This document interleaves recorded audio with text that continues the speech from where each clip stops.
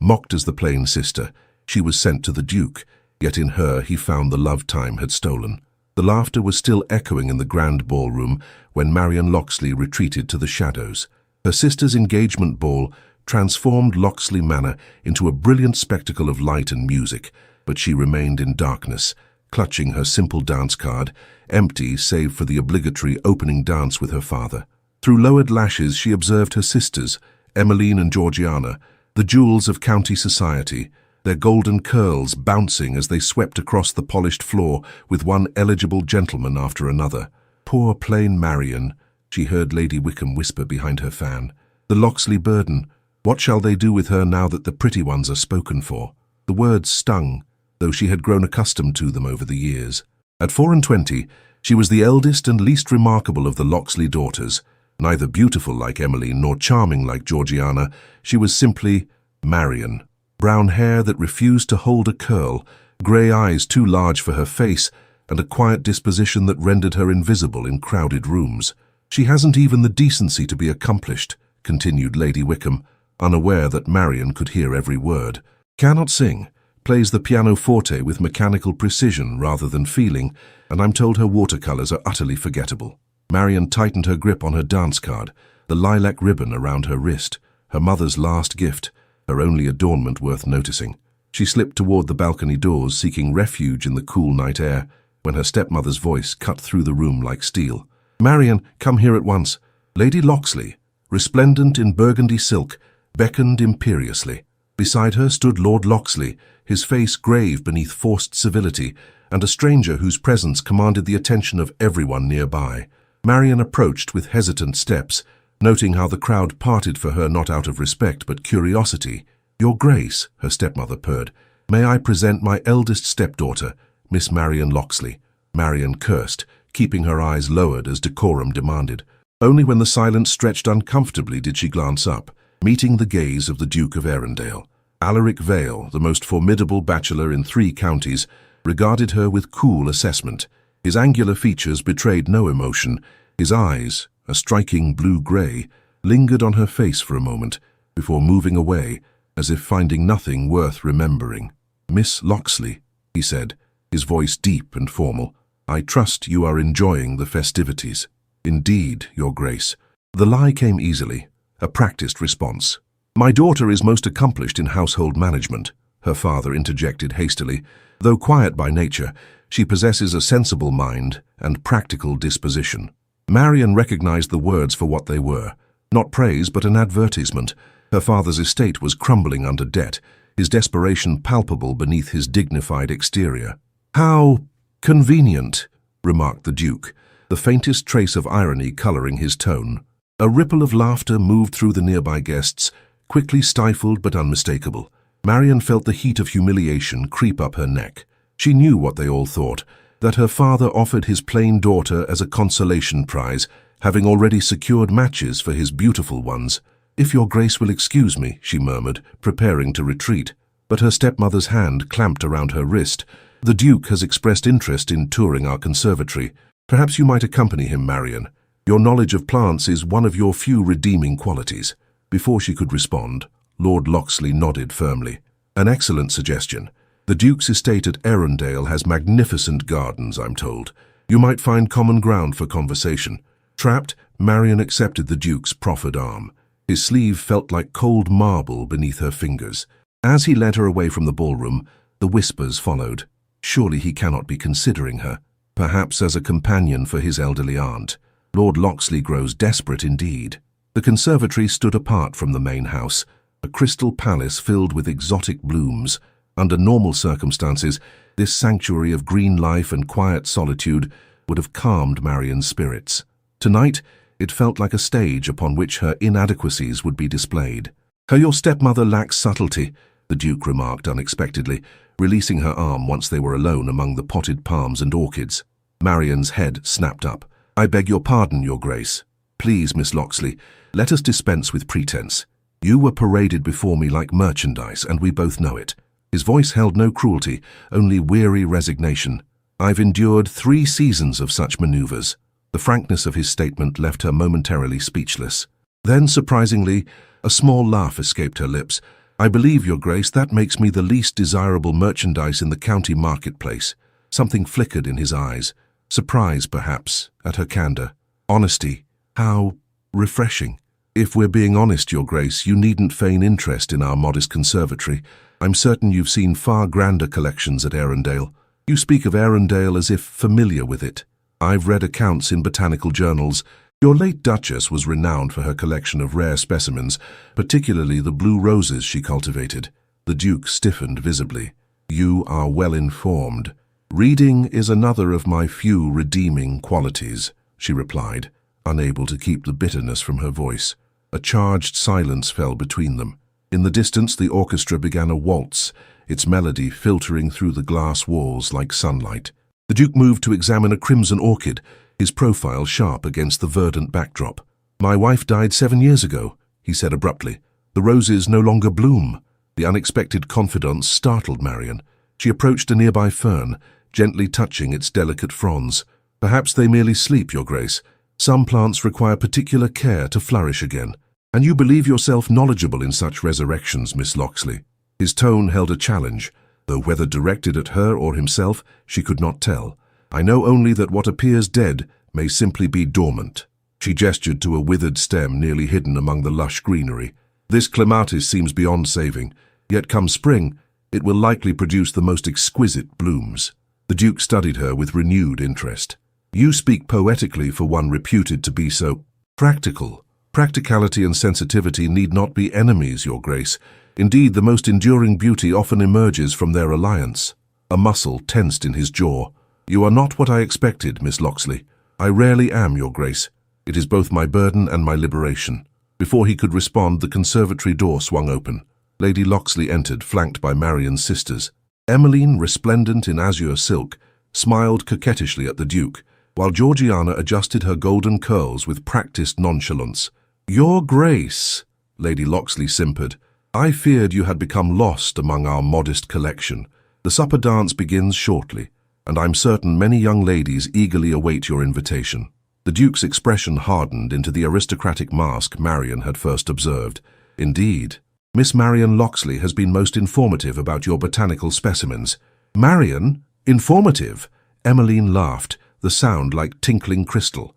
How dreadfully dull for you, Your Grace. Come, let me show you Father's collection of antiquities instead, far more interesting than dusty plants.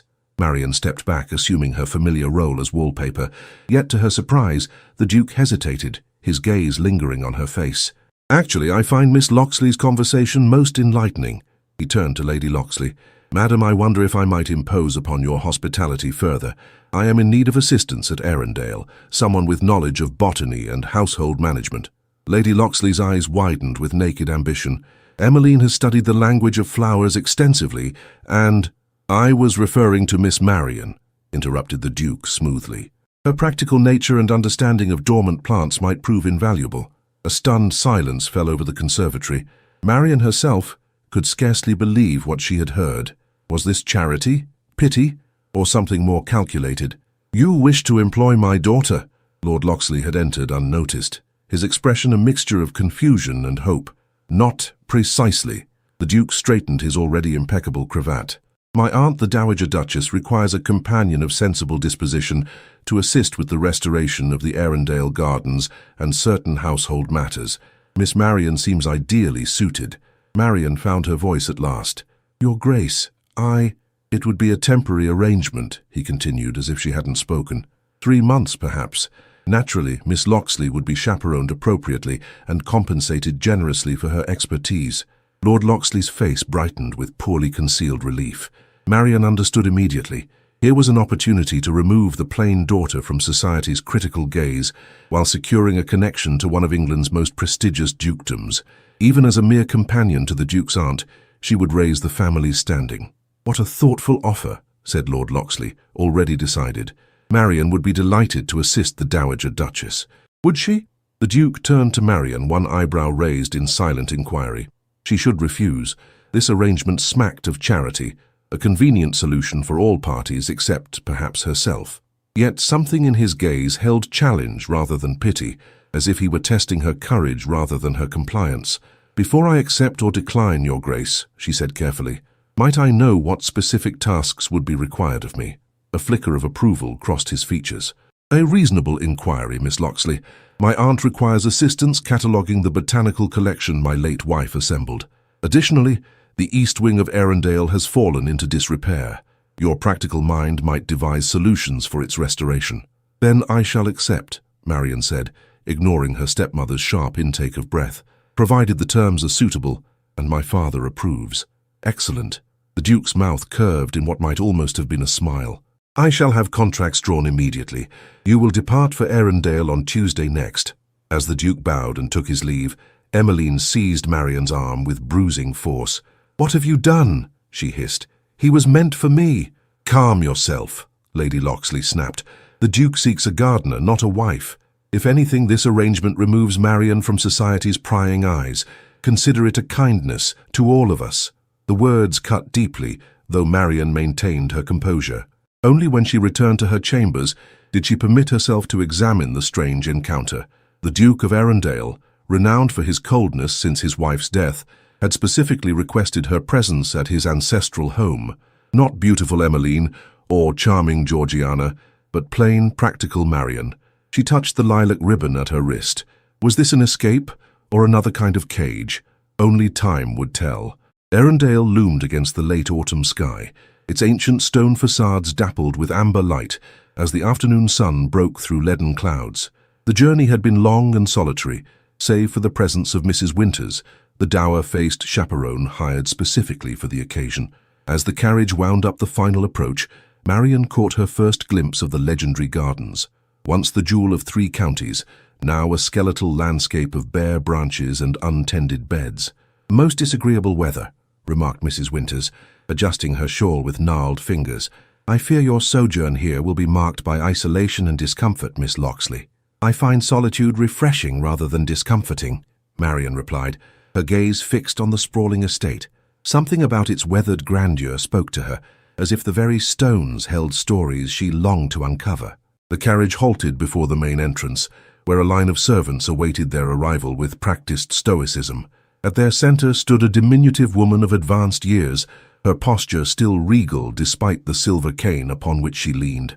The Dowager Duchess, whispered Mrs. Winters unnecessarily. Marian descended from the carriage, careful not to catch her modest grey travelling dress on the iron step. She approached with measured dignity, curtsying precisely as she had been instructed. Your Grace, I am Miss Marian Locksley. I thank you for welcoming me to Arundel. The Dowager Duchess of Arundel surveyed her with piercing blue eyes, the same shade as her nephew's, though hers held a sharp intelligence where his had shown only frost. So you are the botanical expert my nephew has imported, she declared, her voice surprisingly strong. You appear sensible enough, which is more than I can say for most young women of your generation. Come inside before this wretched damp seeps into our bones. Without waiting for a response, she turned and proceeded into the grand entrance hall, her cane tapping a metronomic rhythm against the marble floor. Marian followed, momentarily overwhelmed by the soaring ceiling and ancestral portraits that seemed to track her movement with painted eyes. My nephew is attending to business in London, the Dowager informed her briskly. He will return within the fortnight. Until then, you answer to me. I presume that arrangement causes you no distress. None whatsoever, Your Grace. Good. Mrs. Hemsley will show you to your quarters. Once you've refreshed yourself, join me in the East Wing Conservatory. I wish to assess your knowledge before entrusting you with my late niece's botanical legacy. The housekeeper, a stern-faced woman of middle years, led Marian through a labyrinth of corridors to a surprisingly pleasant chamber on the 2nd floor. Unlike the oppressive grandeur of the main halls, this room offered simple elegance, cream walls, mahogany furniture, and windows overlooking what must once have been a magnificent rose garden. The Duchess insisted you be given this room, Mrs. Hemsley explained, her tone suggesting she found the decision questionable. It was Her Grace's private sitting room before her passing. Marian's breath caught. The late Duchess. Surely there are more appropriate accommodations for someone of my station. Mrs. Hemsley's expression softened marginally. The Dowager believes a gardener should have a view of the gardens. I'll send a maid to assist you shortly. Left alone, Marian approached the window, tracing her fingers along the sill where another woman's hands had once rested. What manner of person had the Duke's wife been? The botanical journals described her as passionate about her gardens, but little else was known about the mysterious Duchess who had died so young. After changing into a serviceable moss-green dress, one of only 3 she had brought, Marian made her way to the East Wing Conservatory. Unlike the neglected gardens, this glass-enclosed sanctuary hummed with life. Exotic plants from distant shores filled copper planters and climbing trellises, creating a vibrant tableau against the winter landscape beyond. The Dowager Duchess sat amid this splendor like a queen, a leather-bound volume open upon her lap. Punctual as well as sensible, perhaps my nephew chose more wisely than I initially believed. Marian inclined her head respectfully. I appreciate the opportunity to assist with your collection, Your Grace. This is not my collection, the older woman corrected sharply. It belonged to my niece Elizabeth. For 7 years, it has survived on borrowed attention and fading memory. Even I, with my limited knowledge, can see it requires a dedicated hand. May I? Marian gestured toward a struggling orchid whose leaves had begun to yellow. At the dowager's nod, she examined the plant carefully. The soil is too alkaline for this particular species. With proper adjustments, it should recover its vigor by spring. You identify the problem so readily. I've studied botanical texts extensively, Your Grace, though I claim no particular genius, merely attention to detail. The dowager's eyes narrowed. Why would a young woman of your background devote herself to such obscure knowledge? Surely your mother encouraged more marriageable pursuits. My mother died when I was 12, Your Grace, the same year she gave me this. Marian touched the faded lilac ribbon at her wrist. She taught me that beauty is found in unexpected places, if one knows how to nurture it. Something unreadable crossed the dowager's features. Begin with this journal, she said, passing the leather volume. Elizabeth documented her collection meticulously. Study it tonight, and tomorrow you will start the cataloguing process. As you wish, Your Grace. And Miss Locksley. The dowager rose, leaning heavily on her cane. Do not mistake this assignment for mere charity on my nephew's part.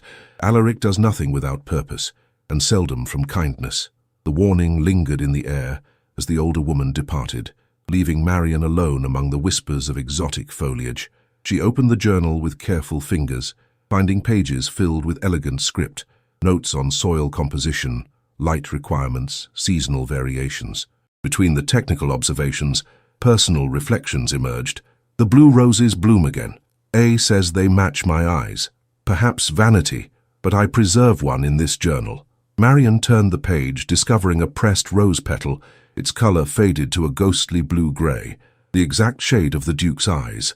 A strange intimacy washed over her, as if she had stumbled upon a private moment between husband and wife. She closed the journal, suddenly uncertain of her position in this household of shadows and memories.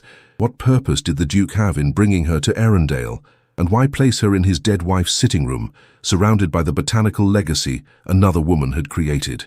Returning to her chamber, Marian found a small package on her bed, an assortment of gardening tools, each handle inlaid with mother-of-pearl. A note accompanied them, the handwriting bold and masculine. These belonged to the late Duchess. They should serve you well in your work. A.V. The Duke, despite his absence, had ensured she would use his wife's tools to resurrect his wife's garden. The gesture felt both thoughtful and unsettling, as if Marian were being fitted for a role someone else had once played. Outside her window, the winter twilight settled over Arundel's dormant gardens. Tomorrow she would begin bringing them back to life, though to what purpose and for whose pleasure remained unclear. The next fortnight passed in a rhythm of quiet industry as Marian immersed herself in the restoration of Arundel's botanical treasures. Each morning she rose at dawn to study Elizabeth's journal before beginning the day's tasks, pruning, repotting, and carefully recording the condition of each specimen. The Dowager Duchess observed her progress with critical attention, offering neither praise nor censure, merely acknowledgement of work adequately performed. It was on the 12th day, as Marian knelt among the dormant rose bushes in the garden proper, that she became aware of a presence behind her. Without turning, she knew who stood there. Something in the quality of the silence betrayed him. "Your Grace," she said, rising and brushing soil from her hands before curtsying. "Welcome back to Arundel." The Duke regarded her with that same inscrutable expression she remembered from their first meeting, though something had shifted in his countenance. Perhaps it was merely the setting, here among the sleeping garden, rather than the glittering ballroom. But he seemed less severe, his formal attire replaced by riding clothes that lent him a more human aspect. "Miss Locksley, I trust my aunt has not driven you to despair with her exacting standards. On the contrary, her Grace has been most instructive.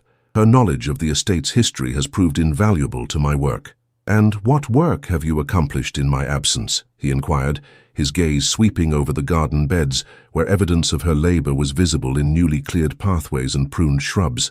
"Primarily assessment and preparation," she replied, gesturing to the journal she had placed on a nearby stone bench. "The late Duchess's notes are remarkably detailed. With their guidance, I've begun addressing the most pressing needs of the collection." The Duke approached the bench, his gloved hand hovering over the journal without touching it. "You found Elizabeth's writings useful, then?" "Beyond measure, Your Grace. Her passion for botany equaled her expertise." Marian hesitated, then added softly, "She must have been a remarkable woman." His jaw tightened almost imperceptibly. She was. An uncomfortable silence fell between them. Marian, sensing his discomfort, redirected the conversation to safer ground. "With your permission, I would like to begin restoration of the blue roses as soon as weather permits. According to the journal, they require specific soil amendments before the spring growth begins. The blue roses are not to be touched." The command, delivered with such sudden sharpness, startled her. "As you wish, Your Grace. I merely thought—" "You were not brought here to revive that particular collection, Miss Locksley." She drew herself up with quiet dignity. "Then perhaps Your Grace might clarify why I was brought here. The Dowager Duchess suggested you had purposes beyond simple garden restoration." Something like respect flickered in his eyes. "Direct questioning, another refreshing quality you possess. One which often disrupts polite society, I'm afraid." "Polite society thrives on dissembling and falsehood." He moved away from the bench, pacing the gravel path with measured steps. "You were brought here because Arundel requires attention that neither I nor my aunt can provide. The estate has languished in half-life since Elizabeth's passing, and you believe I can resurrect it. I believe you understand dormancy, Miss Locksley. Your own words, as I recall." Marian felt an odd flutter beneath her ribs. He had remembered their conversation in the conservatory, remembered and considered her words with enough weight to act upon them. "I shall do my utmost to justify your faith, Your Grace. See that you do." He glanced toward the distant woods, where afternoon shadows had begun to lengthen. "I ride to the village on estate business. We shall speak again at dinner." Before she could respond, he strode away, his tall figure soon disappearing around a yew hedge. Marian released a breath she hadn't realized she was holding. The Duke of Arundel remained an enigma, cold yet observant, commanding yet somehow vulnerable, when Elizabeth's memory surfaced. That evening, dinner proved another form of assessment. Seated at the massive oak table with the Duke at its head and the Dowager Duchess opposite, Marian felt acutely conscious of her modest appearance and station. Her chaperone, Mrs. Winters, maintained a stone-faced silence throughout the meal, offering no buffer against the scrutiny of her hosts. "Miss Locksley has been most diligent in her cataloguing," the Dowager remarked as the second course was served. "Though I question her decision to prioritize the East Wing Conservatory over the Orangery. The tropical specimens are most vulnerable to winter conditions," Marian explained. "The Orangery's Mediterranean plants can better withstand temporary neglect." The Duke observed this exchange with apparent detachment, though Marian noticed how his attention never truly left her face. When he finally spoke, his question caught her entirely unprepared. "Do you miss your family, Miss Locksley?" She paused, fork suspended mid-air. "I correspond with them regularly, Your Grace." "That was not my question." Marian placed her fork deliberately beside her plate. "Truth rarely makes for appropriate dinner conversation, Your Grace. We are hardly slaves to propriety at Arundel," interjected the Dowager with surprising asperity. "Answer plainly or not at all, but spare us meaningless pleasantries." Thus cornered, Marian met the Duke's gaze directly. "I miss what family ought to be, rather than what mine is. Does that satisfy your curiosity, Your Grace?" A muscle tensed in his jaw. Not anger, she realized, but something more complex. "It does. Alaric has always possessed an unnerving talent for uncomfortable inquiries," the Dowager observed, signaling for her wine to be refilled. "You must forgive his lack of social grace, Miss Locksley. 7 years of isolation have dulled whatever charm he once possessed." "Aunt Helena," the Duke said warningly. The Dowager merely shrugged. "The girl isn't blind, Alaric. She can see what Arundel has become, what you have become. A mausoleum where the living walk among ghosts, too afraid to disturb their rest." The uncomfortable truth hung in the air like frost. Marian lowered her eyes, focusing on the intricate pattern of her plate, while the Duke's knuckles whitened around his wine-glass. "Perhaps," Marian ventured softly, "some ghosts should not be disturbed, but rather honored with continued life." Both veils turned to her with matching expressions of surprise. The dowager recovered first, a calculating gleam entering her eyes. "Explain yourself, child." Marian touched the lilac ribbon at her wrist. "My mother's memory lives in how I tend her favorite flowers, in the ribbon she gave me. The past needn't be entombed to be preserved. It can bloom again, differently perhaps, but no less truthfully." Silence settled over the dining room, broken only by the gentle clink of silver against china as a footman removed their plates. The Duke studied her with unsettling intensity before directing his next question to his aunt. "What do you make of Miss Locksley's progress in the conservatory?" The dowager seemed disappointed by this retreat to safer ground, but answered readily enough. "She has identified several rare specimens we thought lost. With proper care they may yet recover. And the cataloguing?" Proceeding methodically. "The girl has a systematic mind, if nothing else. I should like to review your work tomorrow, Miss Locksley," the Duke said, his gaze returning to her face. "After breakfast, if that suits." "Of course, Your Grace. I shall have my notes prepared." The remainder of dinner passed in relatively mundane conversation about estate matters. Only when they adjourned to the drawing room did the Duke approach her again, speaking in low tones, while the dowager was momentarily distracted by Mrs. Winters's faltering attempt at pianoforte. "So you spoke well at dinner," he said, his voice pitched for her ears alone. "Few would dare such honesty in this house." "I meant no disrespect, Your Grace." "None was taken. On the contrary." He paused, seeming to choose his next words with care. "You remind me of someone." "Your wife?" The question escaped before propriety could contain it. A shadow crossed his features. "No. Elizabeth was sunshine and laughter. You are moonlight and stillness." The unexpected poetry of his observation left her momentarily speechless. Before she could formulate a response, the dowager called for her to turn pages at the pianoforte, and the moment dissolved. That night, Marian stood at her bedroom window, gazing over the dormant gardens silvered by moonlight. The Duke's words echoed in her mind. Moonlight and stillness, not a comparison to his beloved wife, but recognition of something entirely different, something uniquely her own. For a woman who had spent her life being compared unfavorably to others, the distinction felt strangely significant. Morning brought a heavy mist that shrouded Arundel in pearlescent light. After breakfast, Marian gathered her notes and botanical sketches, then made her way to the East Wing Conservatory where the Duke awaited her. He stood before a table of orchids, examining a particularly vibrant specimen with critical attention. "Vanda coerulea," she said by way of greeting. "Native to the Khasi Hills of India. Your wife obtained it through correspondence with a botanist in Calcutta." The Duke straightened, acknowledging her presence with a slight inclination of his head. "You've been thorough in your research." The late Duchess was thorough in her documentation. I merely follow the path she laid. Marian approached, placing her notebook on a nearby table. "These are my observations and recommendations for each section of the collection. I've prioritized based on vulnerability and historical significance." He leafed through the pages with deliberate care, his expression revealing nothing of his thoughts. "Your handwriting is remarkably clear, a practical necessity when one must refer to notes while hands are occupied with soil." "Indeed." He closed the notebook. "Walk with me, Miss Locksley. I wish to show you something." Curious, she followed him through a door she had not previously noticed, narrow and partially concealed by a climbing jasmine. Beyond lay a small antechamber housing what appeared to be a workshop. Botanical illustrations covered the walls, while work tables held an array of scientific instruments, microscopes, measuring devices, and specialized pruning tools. Elizabeth's private sanctuary, the Duke explained. Only the most trusted gardeners were permitted entry. Marian stood motionless, absorbing the intimate nature of this space where the late Duchess had pursued her passion. "I am honored by your trust, Your Grace, but uncertain I deserve such privilege.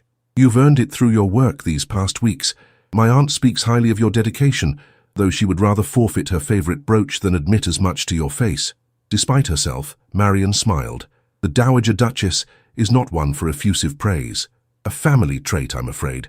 His own mouth curved slightly, the closest approximation to a smile she had yet witnessed from him.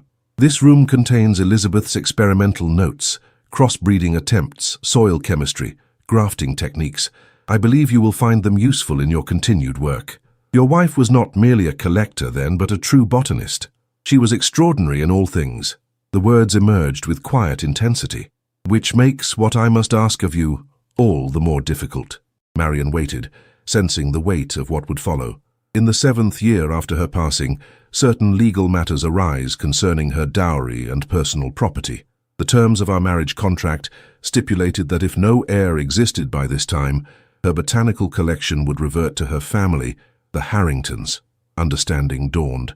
You wish me to ensure the collection is properly documented before this transfer occurs? No. His gaze hardened. I wish you to help me prevent the transfer entirely. Marian stared at him, struggling to comprehend. Prevent it? But if legal documents require— There is a clause, he interrupted, stipulating that if the collection has been irreversibly incorporated into the estate in a manner that represents significant improvement or innovation, it remains with Arundel. And you believe my work might constitute such incorporation? With the proper direction, yes. He moved to a cabinet, withdrawing a sealed document which he placed before her. This contains Elizabeth's most ambitious project, one she never completed, the creation of a true black orchid through selective breeding. Marian's botanical knowledge sparked immediate interest. Such a specimen would indeed be extraordinary, but surely her notes alone cannot— Not her notes, Miss Locksley, her living specimens. He gestured to an unmarked door at the far end of the workshop. Through there lies a separate greenhouse where her experimental plants remain under the care of Mr. Thorne, our head gardener. If you could continue her work, perhaps even achieve what she began, it would constitute precisely the innovation required by the legal clause. The request hung between them, its implications slowly crystallizing in Marian's mind. She was being asked to complete a dead woman's life's work, to immerse herself not merely in Elizabeth's garden, but in her most private ambitions. This seems a significant departure from cataloguing existing specimens, Your Grace. It is. No pretense, no apology, merely acknowledgement of the truth. May I ask why the collection must remain at Arundel? Surely your wife's family would treasure her legacy. Something dark flickered across his features.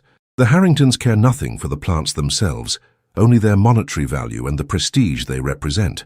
They would sell the rarest specimens to the highest bidders and allow the remainder to perish through neglect.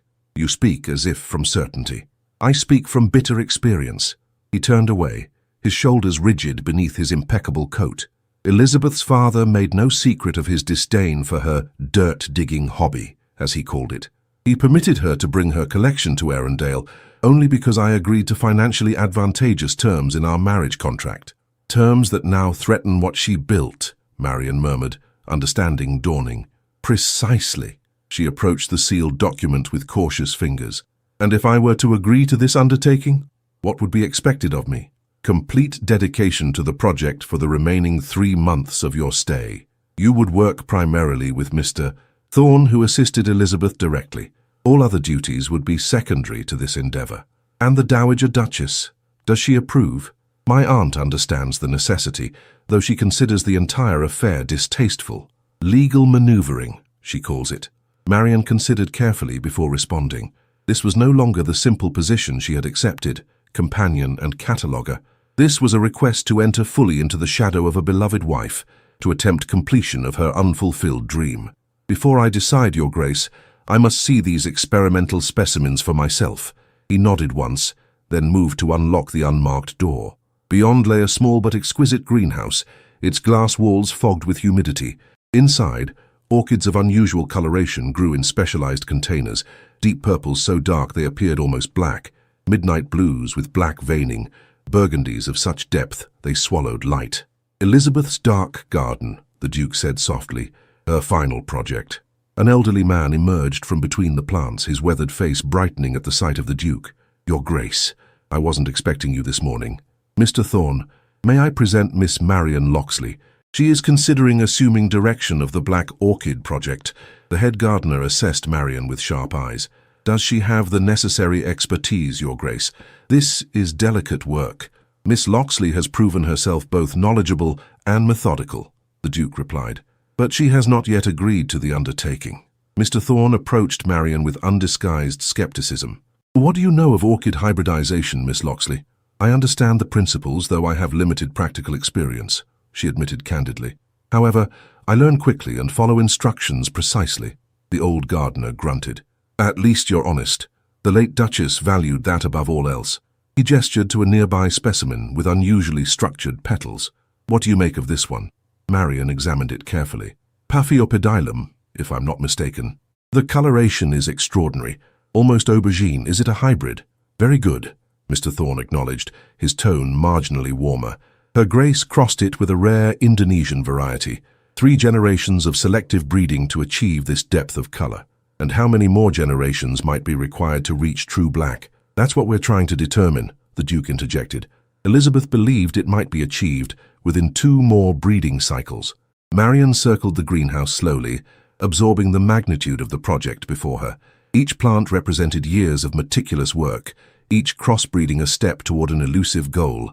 To assume responsibility for such a legacy was daunting, perhaps even presumptuous, and yet something in this quiet sanctuary called to her. Here was work of genuine significance, not the meaningless social performances that had defined her existence at Locksley Manor. Here, her practical mind and steady hands might serve a purpose beyond mere ornamental display. "If I were to undertake this project," she said at last, "I would require complete access to all of Elizabeth's notes, not merely those pertaining to the orchids." The Duke's expression tightened. "Some of her journals are of a personal nature. I understand, Your Grace, and I would respect all appropriate boundaries. But to truly comprehend her scientific approach, I must understand her thinking in its entirety." A tense silence followed. Mr. Thorne glanced between them, then quietly excused himself, recognizing the private nature of their negotiation. Finally, the Duke spoke. "You shall have access to her botanical journals. The personal diaries remain private." "That is acceptable." Marian drew a steadying breath. "I shall do my utmost to continue your wife's work, Your Grace. Though I cannot promise success within 3 months, I ask only for your best effort." He extended his hand, an unusually informal gesture that emphasized the gravity of their agreement. "Do we have an accord, Miss Locksley?" She placed her gloved hand in his, feeling the strength of his grip even through the fabric that separated them. "We do, Your Grace." As their hands parted, Marian could not help but wonder what unseen forces she had set in motion. In accepting this task, she stepped fully into the shadow of Elizabeth Vale, beloved wife, brilliant botanist, and the woman whose absence still haunted Arundale's halls. That evening, a package arrived in her chamber, a stack of leather-bound journals tied with blue ribbon, accompanied by a brief note in the Duke's bold handwriting. "Elizabeth's botanical legacy is now in your hands. Guard it well, A.V." Marian untied the ribbon with reverent fingers, opening the topmost journal to find pages of detailed observations, elegant sketches, and scientific notations. Between these technical entries, personal remarks appeared occasionally, glimpses of the woman behind the science. "A brought alpine gentians today, carried all the way from Switzerland. He remembers everything I mention, though he pretends indifference. How different from the coldness the world perceives in him." She closed the journal quickly, feeling like an intruder in a private moment. Yet such insights might prove essential to understanding Elizabeth's scientific methodology. The line between personal and professional seemed blurred in these pages, just as it had been in the Duchess's life. From her window, Marian glimpsed a solitary figure walking the frost-covered gardens. The Duke, his breath visible in the cold night air, as he moved among the dormant roses his wife had once tended. In the moonlight, his isolation seemed absolute, a man suspended between memory and life. The weeks that followed saw Marian's transformation from cataloguer to botanical researcher. She rose before dawn each morning, spending hours in Elizabeth's experimental greenhouse with Mr. Thorne, absorbing his practical knowledge, while applying her own methodical approach to the Black Orchid project. Afternoons were devoted to studying the late Duchess's journals, tracing the evolution of her hybridization techniques, and carefully charting possible paths forward. The Duke maintained a careful distance, appearing periodically to review her progress, but never lingering long enough for conversation beyond the strictly necessary. It was the Dowager Duchess who proved the more constant presence, observing Marian's work with increasing interest. "How you have changed since your arrival," the Dowager remarked one afternoon, finding Marian bent over a microscope in Elizabeth's workshop. "Less hesitant, more purposeful." Marian looked up, momentarily disoriented by the interruption. "The work demands certainty, Your Grace. Plants respond to confident handling, as do people." The older woman settled into a chair, arranging her skirts with practiced elegance. "You've begun to earn Mr. Thorne's respect. No small accomplishment. He guarded Elizabeth's work like a dragon with treasure. He loved her," Marian said simply. "Not romantically, of course, but as one might love a brilliant pupil who surpasses the teacher. And my nephew?" What do you make of his interest in this project? The question held subtle danger. Marian chose her words with care. His Grace wishes to preserve his wife's legacy.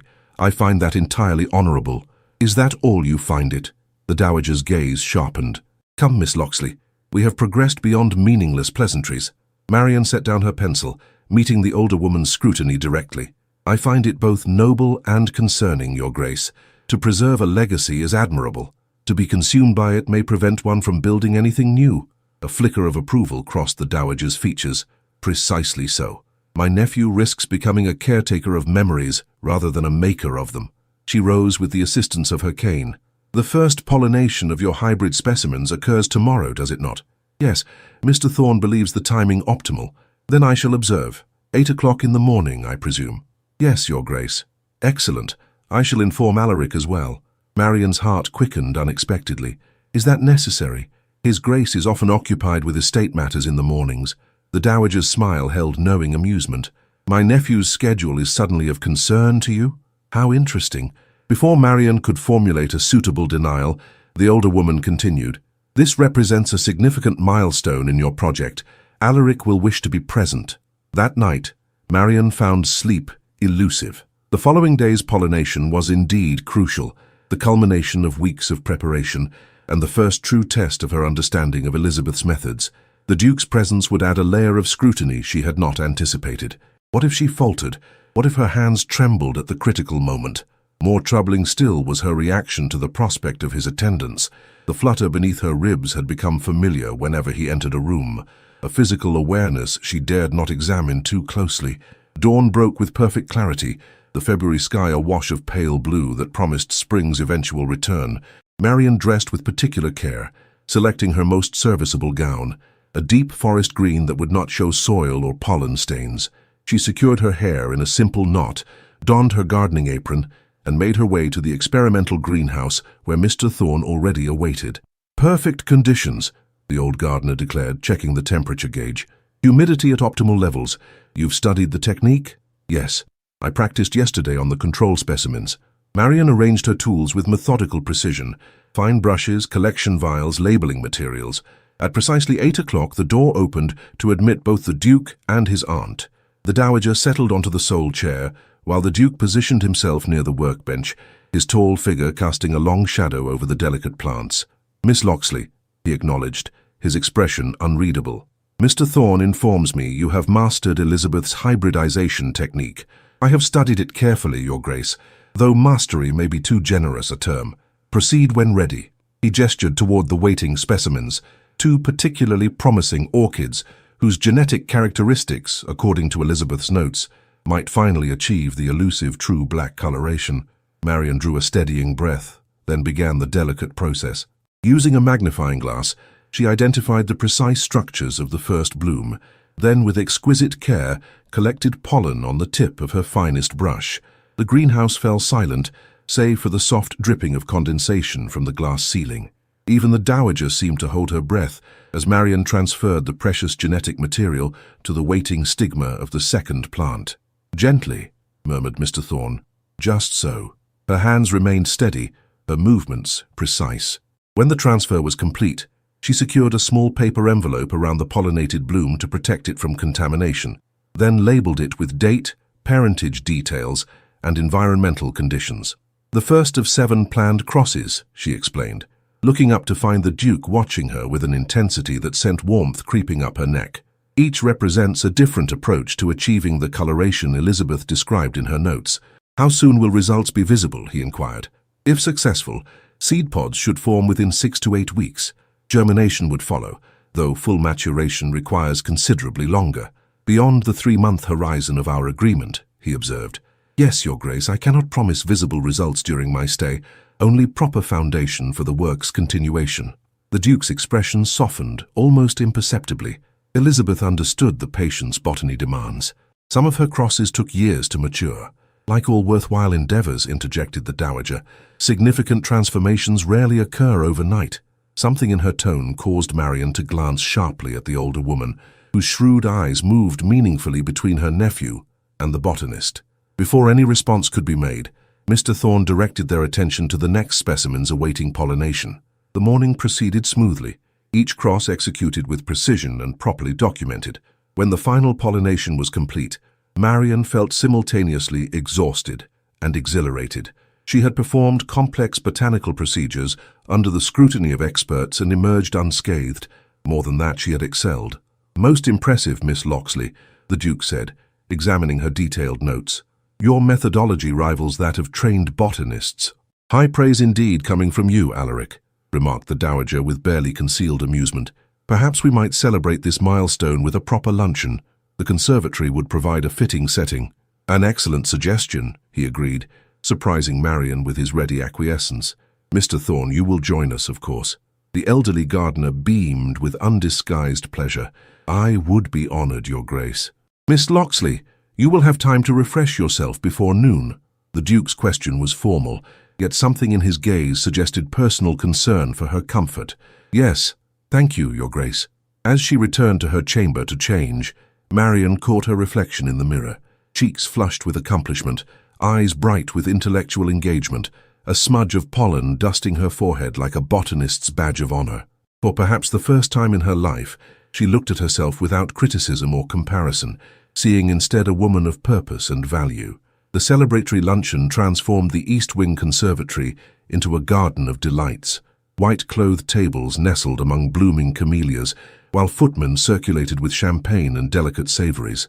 Marian, having changed into her second-best gown of dove-grey silk, found herself seated between Mr. Thorne and the Dowager Duchess, with the Duke directly across from her. "A toast," announced the Duke, raising his glass, "to successful pollination and the continuation of Elizabeth's vision." "And to Miss Locksley," added the Dowager boldly, "whose hands prove as steady as her intellect." Marian lowered her eyes, unaccustomed to such direct praise. "The success belongs equally to Mr. Thorne's guidance." "Nonsense," declared the elderly gardener with unexpected vehemence. "I've merely advised." "The execution has been yours entirely, Miss Locksley. Her Grace would have approved of your technique." The Duke's gaze lingered on Marian's face. Indeed she would. Conversation flowed more easily than Marian had anticipated. The Duke, normally so reserved, engaged Mr. Thorne in reminiscences about Elizabeth's early experiments, while the Dowager regaled them with tales of Alaric's childhood attempts at gardening, most ending in spectacular disaster. "He once planted an entire bed of hothouse lilies in the snow," she recalled, her eyes twinkling with mischief, insisted they would grow if he visited them daily. "I was 7 years old, Aunt," the Duke protested, though without heat. "And if memory serves, you encouraged the experiment." A lesson in natural consequences seemed educational. The Dowager sipped her champagne with regal satisfaction. "Though I did rescue several bulbs after you admitted defeat." Marian found herself charmed by this glimpse of the Duke as a determined child, seeing in it the roots of the man's current persistence. "Did you continue your botanical interests into adulthood, Your Grace?" "Only vicariously, through Elizabeth." A shadow crossed his features, quickly mastered. "She brought the gardens to life in ways I never could." "Different talents flourish in different soils," Marian observed quietly. "What grows well in one environment may wither in another." The Duke regarded her thoughtfully. "You speak from personal experience, I think." "Perhaps." She traced the rim of her water glass. "At home I was considered superfluous. Here, my particular abilities seem better suited to the requirements." "Then Arundel has gained what Locksley Manor failed to value," he replied, his voice dropping to a register that seemed meant for her ears alone. The Dowager cleared her throat meaningfully. "The weather improves daily. Perhaps a tour of the wider estate might be arranged for Miss Locksley. She has been confined primarily to the house and immediate gardens these 7 weeks." "An excellent suggestion," the Duke agreed. "Would tomorrow afternoon suit Miss Locksley? The Western Woods contain several botanical specimens that might interest you." "That would be most pleasant, thank you." The remainder of the luncheon passed in agreeable conversation, with Marian contributing more freely than she would have dared upon her arrival at Arundel. Something had shifted, not merely in how she was perceived, but in how she perceived herself. The woman who had been dispatched as the plain sister now spoke as a respected contributor to a project of significance. The following day dawned clear and unseasonably mild. Marian chose her warmest walking dress, a serviceable navy wool, and sturdy half-boots for the promised tour. Mrs. Winters, predictably, insisted on accompanying them as propriety demanded, though she made her displeasure known through pinched expressions and audible sighs. The Duke met them at the main entrance, dressed for outdoor activity in riding boots and a well-cut coat of charcoal wool. "Ladies, I trust you find the weather amenable for our excursion." "Perfectly delightful," Marian replied, inhaling the crisp air with genuine pleasure. "One can almost sense spring's approach." "Indeed, the snowdrops have already emerged near the old abbey ruins." He offered his arm with formal courtesy. "Shall we begin? I thought we might follow the western path toward the lake." Mrs. Winters positioned herself precisely 2 steps behind them, close enough to observe all interactions, but far enough to allow conversation. The arrangement struck Marian as absurd yet necessary, a concession to social expectations that seemed increasingly irrelevant within Arundale's boundaries. As they walked, the Duke proved an unexpectedly knowledgeable guide, identifying various trees and plants with surprising accuracy. When Marian remarked upon this, he smiled faintly. Elizabeth was a thorough teacher. She insisted I learn the names of everything growing on the estate. He paused beside a stand of elegant white birches. These were her favorite trees. She claimed they reminded her of ballet dancers frozen in perpetual performance. A poetic comparison, Marian observed. She must have been quite imaginative. Extraordinarily so. His expressions softened with memory. She saw beauty in unexpected places. "Much like you, Miss Locksley." The comparison startled her. "I hardly think your work in the greenhouse," he clarified. "You've identified potential in specimens others dismissed as unpromising. Mr. Thorne mentioned your rescue of the failing Cattleya hybrid, a plant he had resigned to compost." "Oh," relief mingled with disappointment. "Yes, it merely required different conditions. Sometimes plants are misjudged because they're placed where they cannot thrive. A principle applicable beyond botany, perhaps." His gaze held hers for a moment longer than strictly proper, before he gestured toward a clearing ahead. "The lake lies just beyond those elms. The view is particularly fine this time of year." They emerged onto the shore of a substantial lake, its surface glinting like polished silver in the winter sunlight. Across the water stood a small classical temple, a folly in the Greek style, its white columns stark against the dark pines behind it. "How beautiful," Marian breathed, genuinely moved by the harmonious landscape. "Elizabeth designed this vista." The Duke's voice carried a note of pride. "The temple was my wedding gift to her, but the surrounding plantings were entirely her creation." Mrs. Winters, having fallen increasingly behind due to the exertion, finally caught up to them. "Most inconsiderate pace," she muttered, fanning herself vigorously despite the cool air. "I require rest before proceeding further." "Of course," the Duke replied smoothly. "There's a bench just there beneath the willow. Miss Locksley and I shall remain within sight while viewing the temple from the opposite angle." Before the chaperone could object, he guided Marian along the shoreline, maintaining a properly respectful distance, yet creating enough separation for private conversation. "Your chaperone finds me thoroughly objectionable," he observed, a hint of amusement lightening his usually solemn countenance. "Mrs. Winters finds all situations potentially compromising," Marian replied. "It's her primary talent." His unexpected laugh, rich and genuine, sent a curious warmth through her chest. "You surprise me, Miss Locksley. There's a vein of gentle wickedness beneath your practical exterior." "Not wickedness, Your Grace, merely observation." She smiled despite herself. "Mrs. Winters was selected by my stepmother precisely for her suspicious nature. I believe the instructions were to prevent any possibility of impropriety or enjoyment.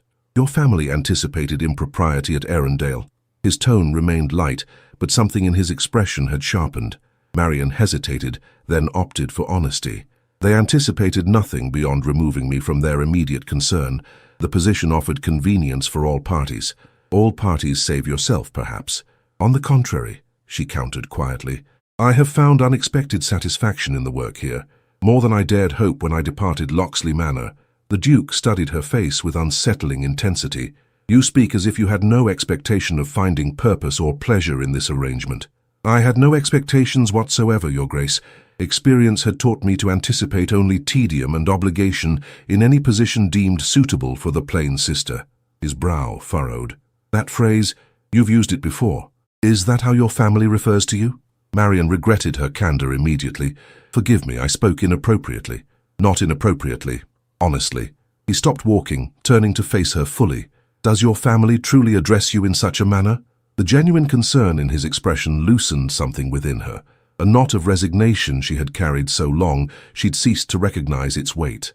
"Not directly," she admitted, "but I have overheard it frequently enough." The plain sister, or poor Marian, or simply the eldest, with a certain inflection that conveys all that need not be spoken aloud. The Duke's jaw tightened. "And you departed Locksley Manor with these words ringing in your ears." Among other assessments of my limited prospects and general unremarkability, she attempted a smile that didn't quite reach her eyes.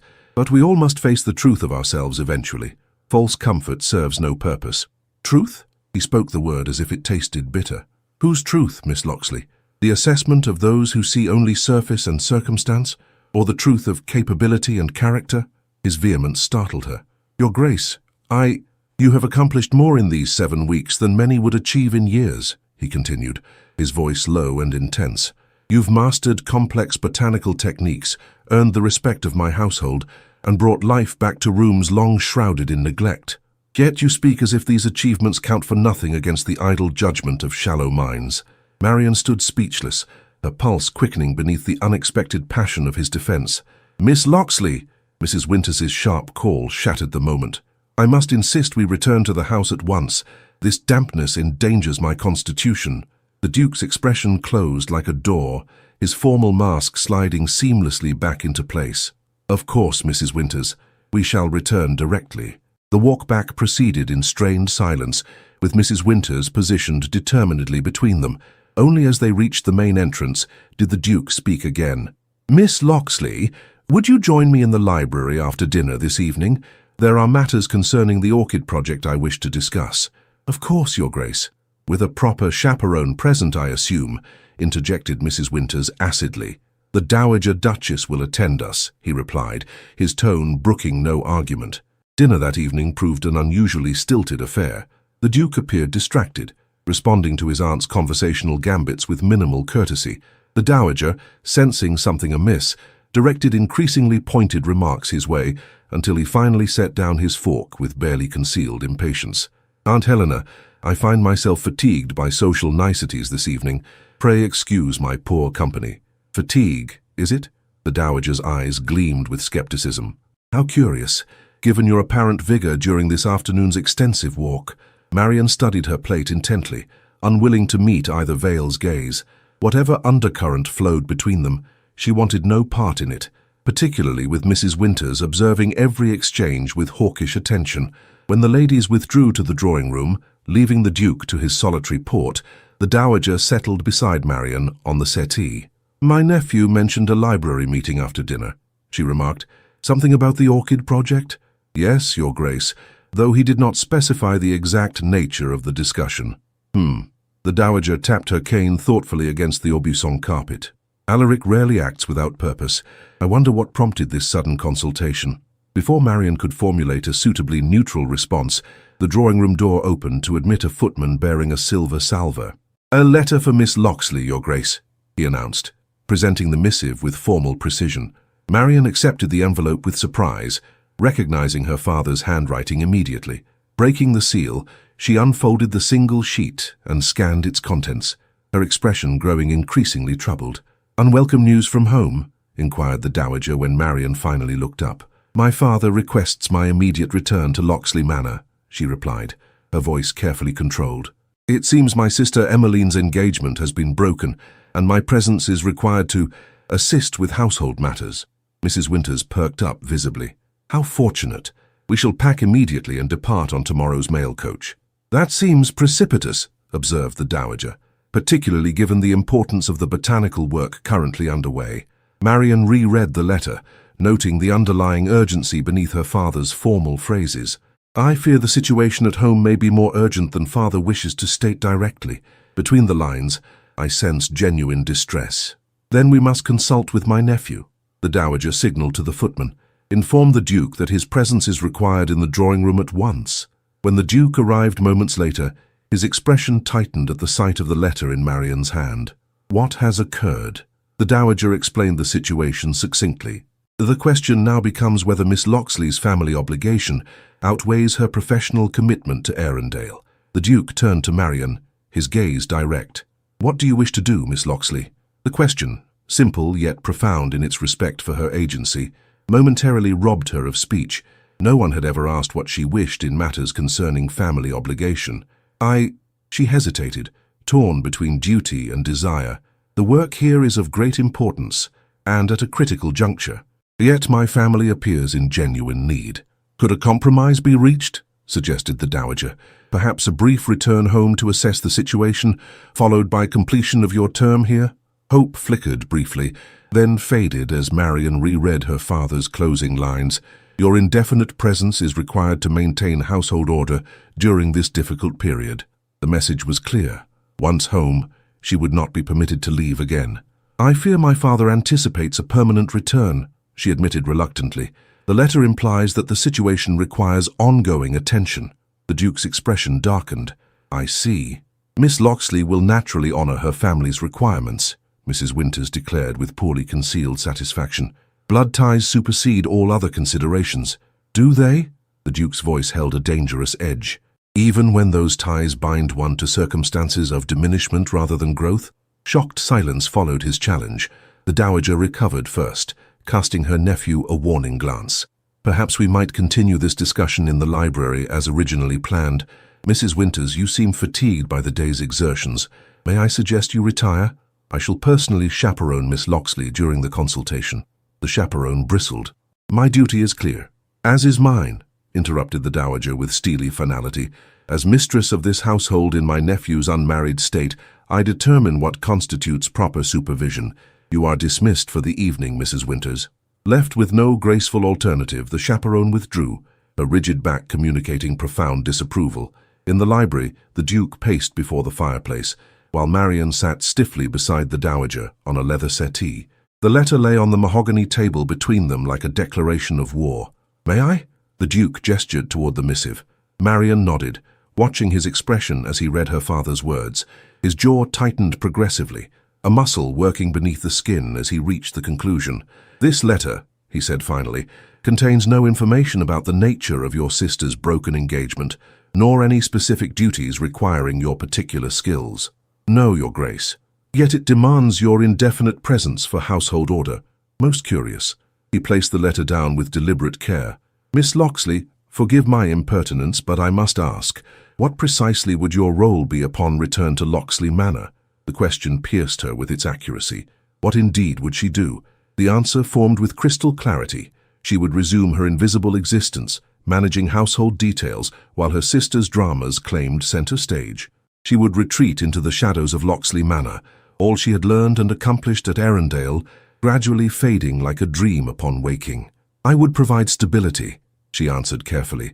My practical nature makes me suited to maintaining order while others express stronger emotions. You would become invisible again, he stated bluntly.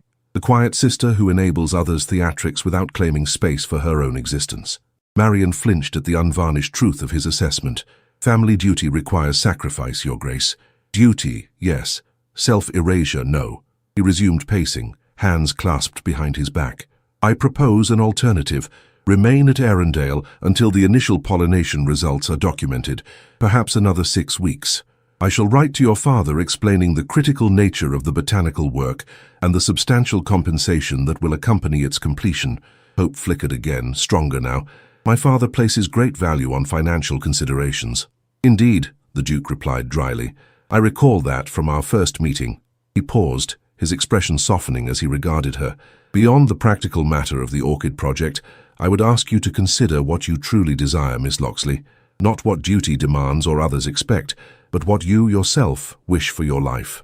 The question hung in the air between them, weighted with possibilities neither had dared name directly. Marian felt the Dowager's shrewd gaze upon her face, assessing and knowing all at once. I shall write to father tonight, she decided finally. With your permission, I will explain the importance of completing the work here before returning home. An excellent solution, approved the Dowager. I shall add my own note, emphasizing how indispensable you have become to the household. Perhaps even suggest that your extended absence from Locksley Manor might provide your sister the necessary space to process her disappointment without distractions.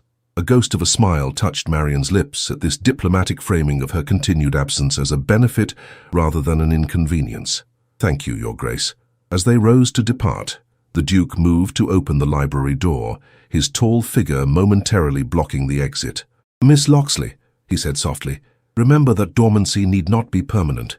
Even the most neglected plants can flourish when finally placed in proper soil. The botanical metaphor carried a weight of meaning that left Marian breathless.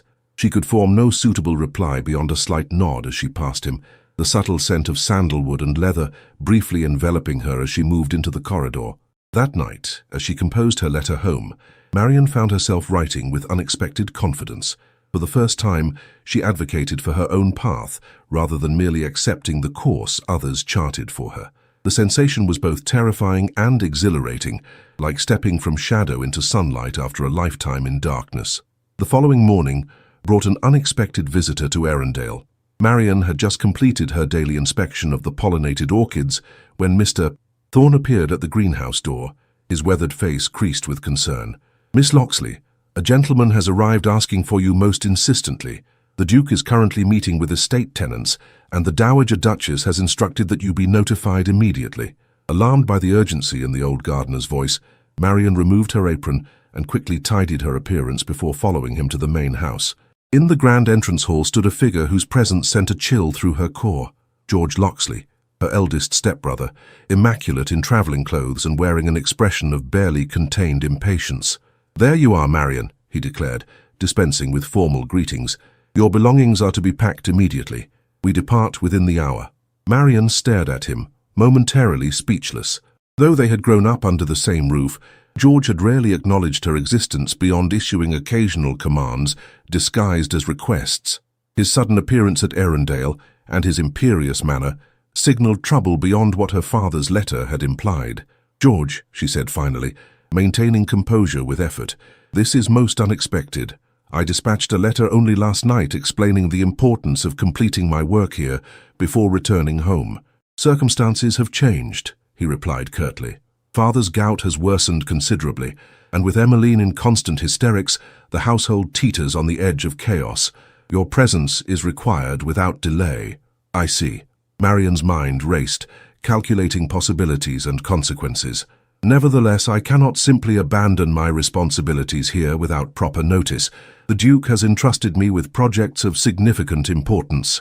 George's expression hardened. "Your first duty is to your family, sister. I find it most peculiar that you would place the interests of strangers above those of your own blood." "Not strangers," corrected the Dowager Duchess, appearing silently from the adjacent drawing-room like an avenging spirit. "Miss Locksley has become an essential member of this household, young man, and you are?" Taken aback by the regal figure before him, George performed a hasty bow. "George Locksley, Your Grace, eldest son and heir to Lord Locksley. I've come to escort my sister home to attend family matters of pressing importance." "Indeed." The Dowager's tone could have frosted glass. How curious that these pressing matters could not wait for a response to Miss Locksley's letter, nor for the completion of her contracted work. "Family emergencies wait for no one's convenience, madam," George replied stiffly. "True emergencies, certainly," agreed the Dowager. "Yet your sister's letter home specifically requested information about the nature of this purported crisis, suggesting alternatives that might accommodate both family needs and professional obligations." Marian watched this exchange with growing unease. Something beyond Emmeline's broken engagement and her father's gout had precipitated George's appearance. He would never have undertaken such a journey without compelling reason. "What aren't you telling me, George?" she asked directly. Her stepbrother's face flushed. "It is not a matter for public discussion." "Then perhaps we might speak privately," she suggested, gesturing toward a small anteroom off the entrance hall. The Dowager nodded approval. "I shall have refreshments brought while you confer with your brother, Miss Locksley. Take what time you require." Once alone with George, Marian faced him squarely. "Now what is the true purpose of this unexpected retrieval?" He paced the small room like a caged animal before finally spitting out the truth. "Father has arranged another match for Emmeline, to Sir William Blackwood. The wedding takes place in 3 weeks, but Emmeline refuses to cooperate. She threatens to expose her indiscretion with her previous fiancé if forced into this marriage." Understanding dawned. "And father fears scandal above all else." "Naturally." George stopped pacing to fix her with a meaningful stare.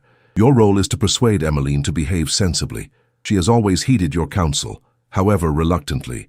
So I am to convince my sister to enter a loveless marriage to a man 3 times her age, merely to protect the family name?" The words tasted bitter on her tongue. "To secure her future, and by extension all of ours," he corrected sharply. Sir William's fortune will relieve father's financial straits and provide connections that benefit the entire family. Surely you understand what's at stake. Marian did understand, all too well. The familiar machinery of family obligation had been set in motion, with herself as the reliable cog, expected to keep everything functioning smoothly, regardless of personal cost. "And if I refuse to return immediately?" she asked, testing boundaries she would never have dared question before her time at Arundel. George's face darkened.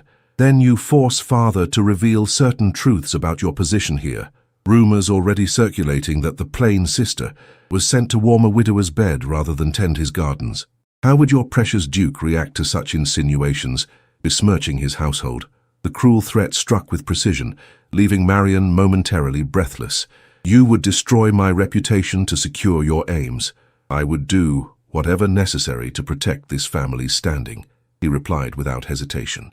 "Now shall I instruct your chaperone to begin packing, or will you?" Trapped by familiar patterns of manipulation and threat, Marian felt the confidence she had cultivated at Arundel begin to crumble, yet something new flickered beneath the surface, a seed of resistance nurtured by weeks of being valued for her mind, rather than merely tolerated for her usefulness. "I require time to properly conclude my work here," she said finally. "1 week at minimum. The Duke must be informed personally, and arrangements made for the continuation of projects under my direction." 3 days, countered George. "No more. 5 days, she insisted, surprising them both with her firmness. "And I shall write to Emmeline directly, beginning the process of persuasion before my return. That should stabilize matters temporarily." Her stepbrother studied her with narrowed eyes, perhaps sensing the subtle change in her demeanor. After a lengthy pause, he nodded curtly. 5 days then. But I shall remain at Arundel to ensure your departure proceeds as agreed." "As you wish." Marian moved toward the door, her mind already calculating how to manage this unexpected crisis. "I shall speak with the Dowager about arranging accommodations for you." When they emerged from the anteroom, they found not only the Dowager waiting but the Duke himself, his tall figure silhouetted against the late morning light streaming through the entrance hall windows. His expression, as he observed George Locksley, contained a coldness Marian had not witnessed since her earliest days at Arundel. "Your Grace," she said, curtsying formally, "may I present my stepbrother, Mr. George Locksley. He brings news requiring my return to Locksley Manor within the week." The Duke acknowledged George with minimal courtesy, before turning his full attention to Marian. "Is this arrangement satisfactory to you, Miss Locksley?" The question, so similar to their exchange by the lake, carried the same profound respect for her agency. Yet this time the circumstances afforded her no true choice. "It is necessary, Your Grace," she replied carefully. "Family matters of some urgency require my attention." Something flickered in his eyes, understanding perhaps of all she could not say openly. "I see. Then we must ensure your work here is properly documented before your departure." He turned to his aunt. "The blue suite in the west wing should be prepared for Mr. Locksley's stay." "Already arranged," replied the Dowager smoothly, "though I wonder if Mr. Locksley might prefer the village inn. Arundel can be dreadfully quiet for young gentlemen accustomed to livelier society." George straightened his already impeccable waistcoat. "I thank you for your consideration, Your Grace, but I shall remain wherever my sister resides. Family duty, you understand." "Of course," murmured the Duke, his tone suggesting anything but understanding. "Miss Locksley, when you have settled your brother, I would appreciate your assistance in the experimental greenhouse. Several specimens require your immediate attention." "Yes, Your Grace. I shall come directly." As George was led away by a footman, the Duke lingered, waiting until they were beyond earshot before speaking softly. "Is all truly well, Miss Locksley? You seem constrained." The genuine concern in his voice nearly undid her careful composure. "My family's needs must take precedence," she replied, the practiced phrase sounding hollow even to her own ears. "Must they?" He stepped closer, his voice dropping to ensure privacy. "Or is that merely what you have been taught to believe?" Before she could formulate a response, he continued with quiet intensity. "You have 5 days remaining at Arundel. Use them wisely, Miss Locksley, not merely to conclude your work, but to determine what you truly desire for your future."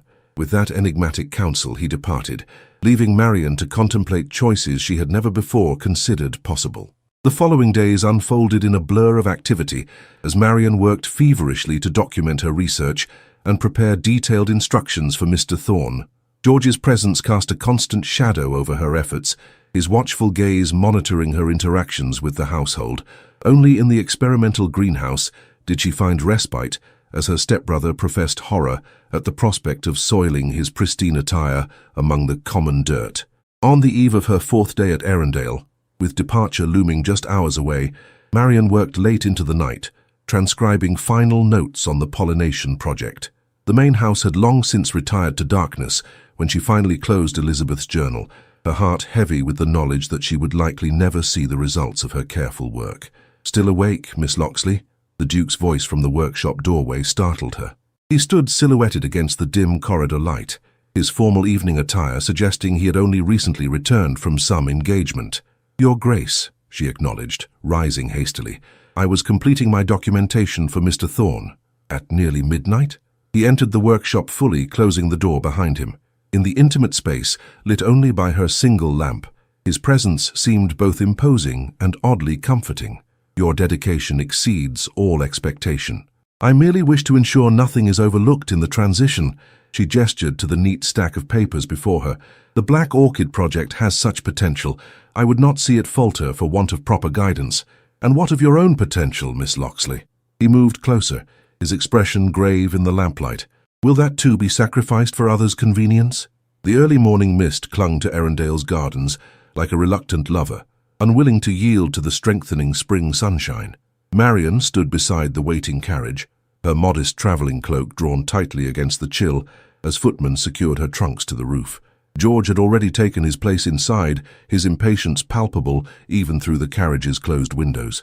"Everything is prepared for your journey," stated the Dowager Duchess, who had risen at this unconscionable hour to oversee Marian's departure, "though I maintain that this precipitous exit is entirely unnecessary." "You are most kind, Your Grace," Marian cursed, unable to fully express her gratitude for the older woman's unexpected support during these difficult days. "Your hospitality has been extraordinary." "Nonsense. You earned your place at Arundel through merit, not charity." The Dowager's shrewd eyes assessed her with the familiar, penetrating gaze. "Remember that, child, when others attempt to diminish your worth."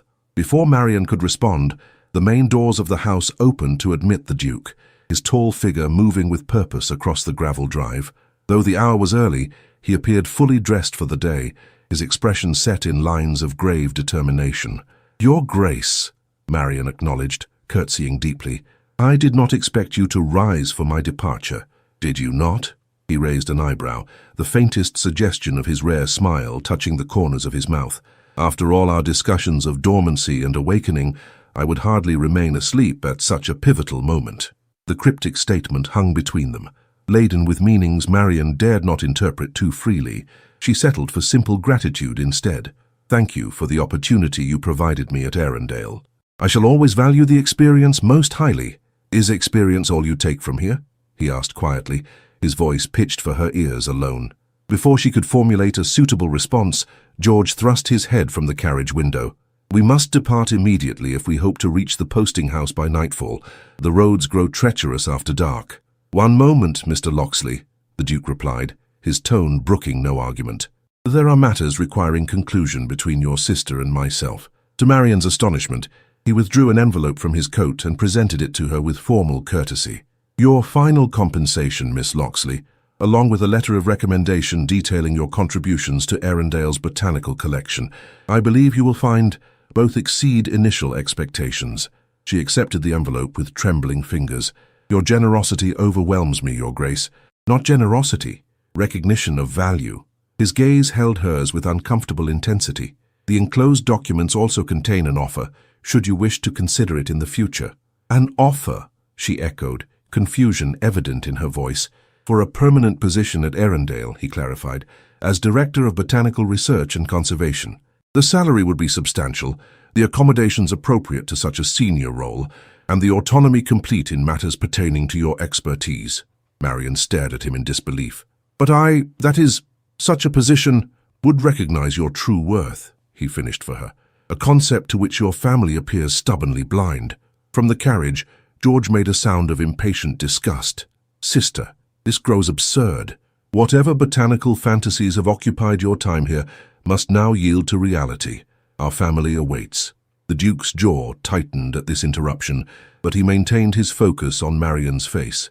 "The offer stands indefinitely. Whatever circumstances you encounter at Locksley Manor, know that Arundale's doors remain open to you, not as a temporary visitor, but as a valued contributor to its legacy." The significance of his offer washed over her in waves.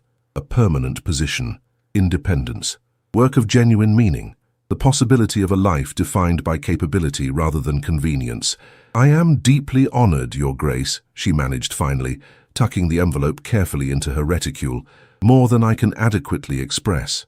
"Your expression communicates sufficiently," he replied, the warmth in his eyes belying his formal words. The carriage driver shifted restlessly on his perch, awaiting final instruction. The moment of departure could no longer be delayed. "Farewell, Your Grace," Marian said softly, extending her gloved hand in a gesture that bridged the divide between employer and employee, yet stopped short of presuming greater intimacy. "I shall not forget my time at Arundale." To her surprise, the Duke removed his own glove before taking her hand in his. "Nor shall I forget your contribution to its renewal, Miss Locksley." His bare fingers pressed something small and firm into her palm before releasing her hand. "Safe journey." Only when seated beside her increasingly agitated stepbrother did Marian dare examine what the Duke had given her. Opening her hand, she found a small seed packet, carefully labelled in his bold handwriting. "Black Orchid, First Viable Seeds, April 1858. The experimental crossing had succeeded. Somehow, against all expectations, the seeds had formed earlier than anticipated. And the Duke had given her this precious result, the culmination of his wife's work and her own continuation, not as scientific documentation, but as a personal talisman. "What nonsense is that?" demanded George, noticing the packet as the carriage lurched into motion. "A rare botanical specimen," she replied, securing it within her dress pocket close to her heart, "of considerable value to those who understand its significance." Her stepbrother snorted dismissively. "Plants and dirt, hardly suitable occupations for a gentlewoman. Thank Providence we've extracted you from that peculiar household. Father will arrange a proper position for you once Emmeline's situation stabilizes."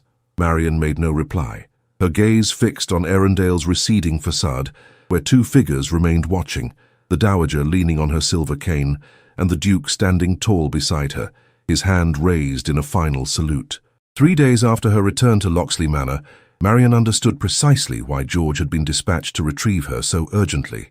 Emmeline's situation proved far more dire than initially represented, not merely a broken engagement, but a potential scandal of ruinous proportion. The previous fiancé had left her with more than a broken heart. She now carried his child, a fact she had confessed to their stepmother in a moment of hysterical despair. The household existed in a state of barely controlled panic.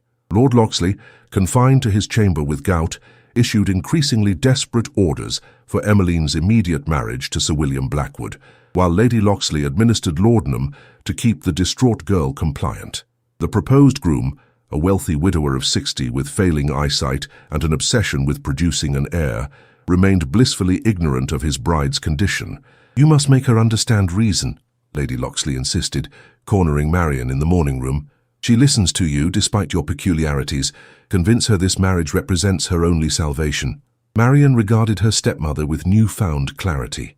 "And when the child arrives prematurely yet fully developed, what explanation will satisfy Sir William then?" "A tendency to early births runs in his mother's family," replied Lady Locksley without hesitation. "I have already planted this seed in conversation. The old fool is so desperate for lineage, he will accept any healthy child as his miracle." The callous calculation horrified Marian. "You would build Emmeline's future on such deception." "I would secure this family's standing by any means necessary," her stepmother hissed. "Your sister's foolishness has endangered everything your father has built. If her reputation falls, so do all of ours, including yours, my dear. What respectable household would employ a ruined family's spinster daughter, then?"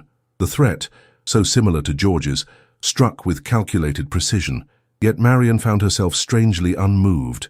The envelope from the Duke rested in her desk drawer, containing not merely a generous bank draft, but the promised offer of permanent employment at Arundale. She had options her family could neither control nor revoke. That night, she visited Emmeline's chamber, finding her sister lying listlessly among rumpled bedclothes, her golden curls tangled and dull, her celebrated beauty dimmed by constant weeping. "Have you come to lecture me as well?" Emmeline asked bitterly. "To remind me of my duty and shame?" "No." Marian sat beside her on the bed, taking her sister's cold hand between her own. "I've come to ask what you truly want." Emmeline stared at her in confusion. "What I want? What does that matter now?" "It matters entirely." Marian squeezed her hand gently. "This is your life, Emmeline. Your child. Your future. What do you want for them?" For the first time, someone had asked the question no one else dared voice. Emmeline's carefully constructed facade crumbled entirely, weeks of suppressed emotion pouring forth in gut-wrenching sobs. When the storm finally subsided, she whispered her truth. "I want to keep my baby. I want to raise it with love, not shame. I want freedom from this prison of appearances." Marian nodded, a plan already forming in her mind. "Then we shall secure it." 2 weeks later, as spring unfurled across the English countryside, a hired carriage departed Locksley Manor in the pre-dawn hours. Inside sat 2 women, one slender and serene, the other bundled in multiple cloaks despite the mild weather, accompanied by a small trunk of possessions. Marian watched the familiar landscapes pass for the final time, the lilac ribbon at her wrist, a reminder of all that had brought her to this moment of decisive action. Beside her, Emmeline dozed fitfully, exhausted by the secret preparations for their escape. The plan had come together with surprising ease once Marian accessed the resources provided by the Duke's generous compensation. A modest cottage near the sea, leased under a respectable widow's name. Arrangements for a local midwife of discreet reputation. Sufficient funds to establish a small but comfortable household, while Marian's botanical knowledge secured additional income through partnerships with local nurseries. They would become Mrs. Marsh and her widowed sister, a fiction that would allow Emmeline's child to grow without the stain of illegitimacy. The story of their departure, left in a letter for their father, spoke of Emmeline entering a European convent to recover from heartbreak, accompanied by her plain, dutiful sister as companion. By the time the deception was discovered, they would be well established in their new lives, beyond the reach of family manipulation. As the carriage crested a hill, Marian caught sight of a distant estate whose architectural features reminded her fleetingly of Arundel. Her hand moved instinctively to the seed packet she now wore in a small pouch around her neck, the Duke's parting gift and symbolic blessing. She had written to him just once since her departure, a carefully composed letter accepting his offer of permanent employment, but with one significant modification. She would require a year's postponement to attend to personal matters of pressing importance. His response had arrived with remarkable speed. "Miss Locksley, your terms are accepted without reservation. Some seeds require specific conditions before germination can occur, and I sense you now nurture growth beyond mere botany. Arundel awaits your return when circumstances permit. The Black Orchid project proceeds promisingly, first blooms expected by autumn. A position of significance remains yours to claim whenever you choose to occupy it. With highest esteem, Alaric Vale." The letter, like the seed packet, remained close to her heart. A promise of future possibility once present, obligations reached their natural conclusion. "Where are we?" Emmeline murmured, stirring from her uneasy slumber. "On the road to Dover," Marian replied, squeezing her sister's hand reassuringly, "and beyond that to whatever we choose to make of our lives." For the first time in her memory, Marian Locksley moved forward not as the plain sister, but as a woman of purpose and agency, one who had discovered, among the cultivated gardens of Arundel, the wild and unstoppable strength of her own blooming. In the shadows of judgment we often become what others name us, the plain sister, the forgotten one, the practical mind without beauty. We accept these labels as truth, dimming our light to fit within the narrow frames others have constructed for us. Yet true flowering requires not the validation of those who cannot see beyond surface, but the courage to recognize our own dormant worth. Like Marian's precious orchids, some souls bloom most magnificently, not when forced into artificial display, but when granted the perfect conditions of respect, purpose, and genuine appreciation. The greatest tragedy is not being overlooked by others, but failing to recognize the extraordinary capacity within ourselves. For it is in claiming our unique gifts, however unconventional, however overlooked, that we finally emerge from the shadow of comparison into the light of authentic living. Remember that the most profound transformations often begin in moments of being truly seen, not for the role we play in others' stories, but for the singular melody our own heart composes. And sometimes, the journey to discovering our worth requires leaving behind those who never learned to value it. Did Marian's journey from invisible sister to woman of purpose touch your heart? Has the Duke's recognition of worth beyond beauty resonated with your own experiences? Share your thoughts in the comments below. I'd love to know which character spoke most deeply to your soul. If this Victorian tale of inner beauty and redemptive love stirred something within you, please subscribe to my channel for more stories that celebrate the extraordinary strength of overlooked hearts. Each week, we explore new journeys of transformation where those deemed plain by the world reveal the remarkable beauty of authentic spirit. Don't forget to click the notification bell so you never miss a new story of courage, dignity, and love that sees beyond surface to the true worth within. Your support allows these meaningful narratives to continue blooming, just like Marian's precious black orchids.